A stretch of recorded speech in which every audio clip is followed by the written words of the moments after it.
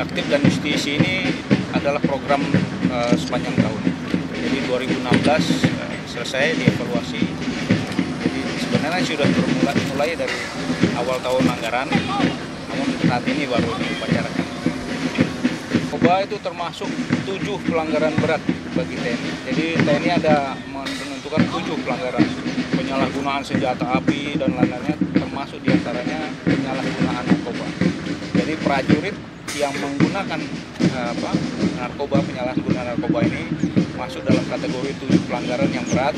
Kemudian perintah Panglima jelas, dan Panglima juga sudah berkoordinasi dengan Mahkamah Agung, dengan Binkum. Kita punya Babinkum, Badan Pembinaan Hukum, yang berkaitan dengan penggunaan, pengedaran narkoba ini hukumannya maksimal. Namun yang tertinggi adalah disersi, THTI.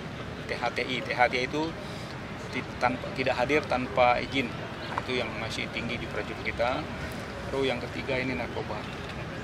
Jadi masuk kategori nomor 3 tertinggi dari sekian pelanggaran yang dikategorikan pelanggaran disiplin prajurit.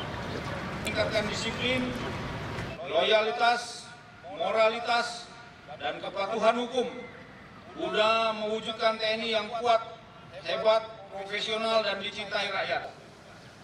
Selanjutnya, dengan mengucap Bismillahirrahmanirrahim, pada hari ini Kamis 26 Januari 2017 pukul 9.15 WIB Operasi Jaktim dan Justisi TNI tahun anggaran 2017 secara resmi saya nyatakan dimulai.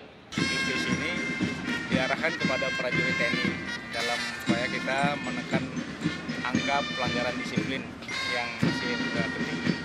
Jadi evaluasi tahun 2016 ya, tindakan pidana sudah dapat kita tekan semaksimal mungkin, tapi ternyata pelanggaran disiplin masih tinggi.